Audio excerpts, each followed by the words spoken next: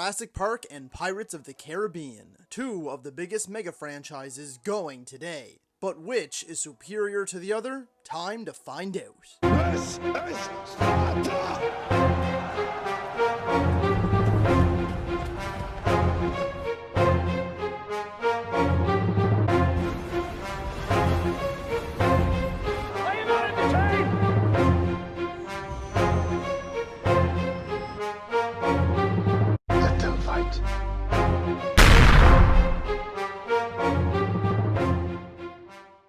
Hello ladies and gentlemen and movie lovers of all kind, and welcome to another Cinema Showdown. As always, I am your host, Brett Murphy, and for today's video it is going to be the Jurassic franchise versus the Pirates of the Caribbean franchise. So which of these two action-adventure blockbuster franchises is better than the other? Well, without further ado, let's hop right into things. Round 1.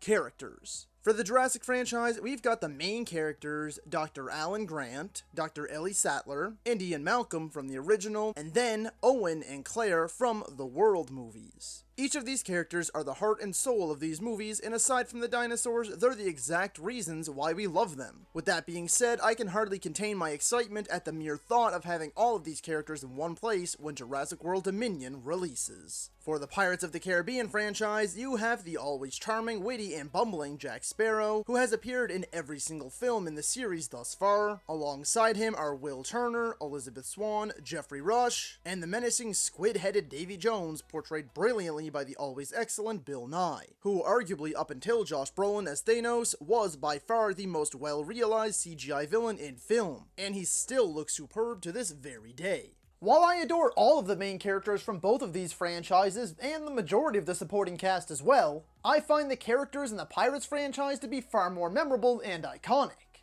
Jack Sparrow alone can easily be recognized by just about anyone. While many people wouldn't have a clue who any of the characters from the Jurassic movies even are, they just wanted to see dinosaurs. So round 1 is going to go to the Pirates franchise. Round 2. Storytelling.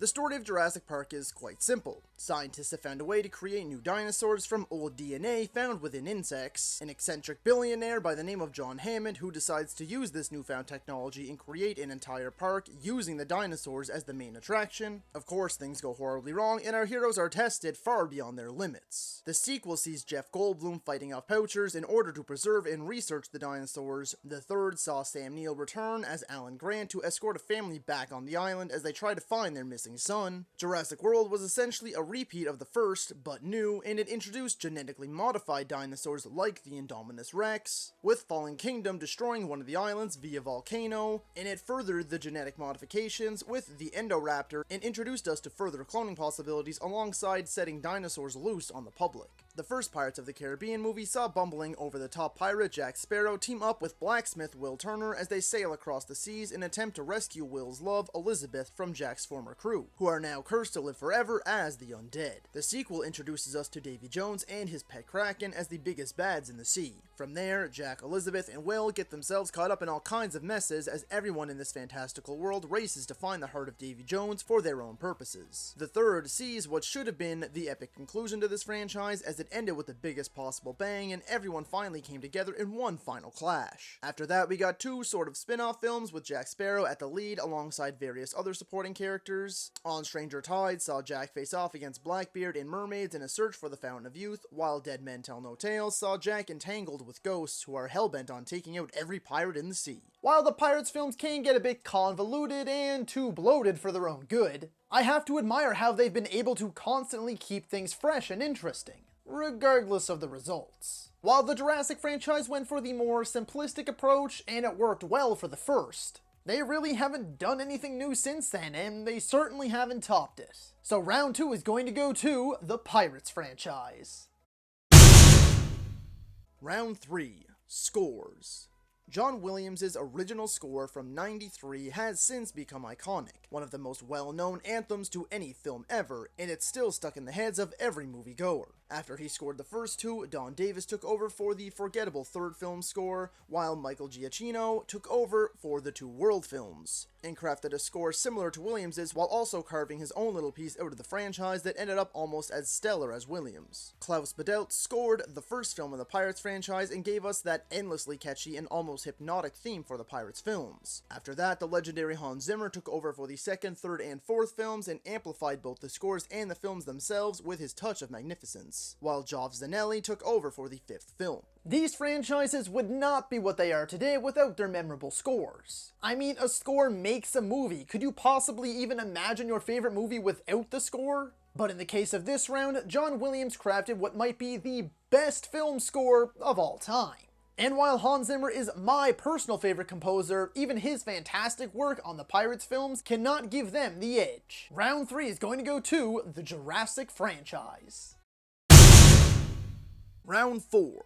Memorable moments. The Jurassic franchise has a plethora of memorable moments within its first film alone, let alone the entire franchise. From the first time seeing a dinosaur, the T-Rex escape, or the raptor kitchen scene. Other memorable scenes are the two T-Rexes attacking the research trailers, a T-Rex in San Diego, the Spinosaurus versus the T-Rex, a T-Rex and Blue the Velociraptor versus the Indominus Rex, or the volcano erupting from Fallen Kingdom. The Pirates franchise has plenty of its own memorable moments to clap back with. From Jack's first escape, to the dead walking underwater in their attack on the ship, Jack being chased across the beach, which has become a massive meme over the years, our first intro to Davy Jones, the various Kraken attacks, the final battle, and Beckett's phenomenal slow-motion demise, the mermaid attack from On Stranger Tides, and the insanity that was splitting the ocean in two, and Barbossa's sacrifice. Both franchises have their healthy helpings of memorable and iconic moments. But the moments in the first Jurassic Park film have engraved themselves in the minds of moviegoers and pop culture alike everywhere since 1993. And nothing in the Pirates franchise can trump any of them, let alone the rest of the iconic moments from the other films. Therefore, round 4 is going to go to the Jurassic franchise. Hold on there for just a quick second. If you're enjoying the video, don't get stuck in that 88% who are currently watching and not subscribed to my channel. Be sure to hit that subscribe button right now in order to find more content just like this. And while you're at it, don't forget to ring that little bell icon, that way you can be notified about all of my latest uploads. And now, on to the 5th and final round. Final round. Legacy. The legacy for the Jurassic franchise is undeniable. The first film broke records and blew the minds of audiences everywhere with its lifelike dinosaurs. It was unlike anything anyone had ever seen at that time. While the first two sequels were lackluster, the switch from park to world reinvigorated the franchise, breathing new life into it and bringing it to a whole new generation. And it is now more successful than ever before, with the past two films making well over $1 billion each, which brought the franchise total up to over $5 billion, with a third Jurassic World film on the way. On top of that, the franchise has won 3 Oscars off of 4 nominations. However, the legacy of the Pirates franchise is not to be overlooked, as it certainly has its place in film history as well. The first film came out of absolutely nowhere, a movie based off of a Disney Parks attraction, and not an overly popular one at that. But it was a surprise hit, and audiences everywhere quickly fell in love with the characters and this zany fantasy world. From there, the franchise went bigger and bigger, constantly trying new things, and while they haven't always been successful, you have to admire their ability to always keep things fresh, and audiences coming back to theaters. The franchise total is just a hair over $4.5 billion worldwide, and while the franchise only has 1 Oscar win, it has received a total of 11 nominations. The legacy round comes down to which franchise will be remembered more with the passing of time. While the quality of the Pirates franchise did fade away when the sequels started getting pumped out, the same could also be said for the first 2 Jurassic sequels. But the world films shot the Jurassic franchise back into the spotlight, while audiences have very clearly become less and less interested in the Pirates franchise, with the most recent one being its worst reviewed and lowest box office take. At the end of it all though, the first Jurassic Park film alone tops any of the Pirates films. I love both of these franchises and have watched all of the movies over and over again all throughout my life. But the first Jurassic film will always reign supreme. Therefore, the 5th and final round and the crown is going to go to the Jurassic franchise. So that is all for today's video, folks. Be sure to let me know down in the comments if you agree or disagree with me. And feel free to let me know what you'd like to see for the next Cinema Showdown.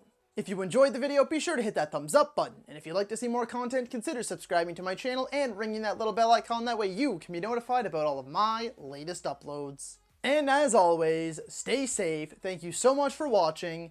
And that's a wrap. Hey you, yeah you, if you made it this far, just know I appreciate you. And while you're here, consider hitting that subscribe button.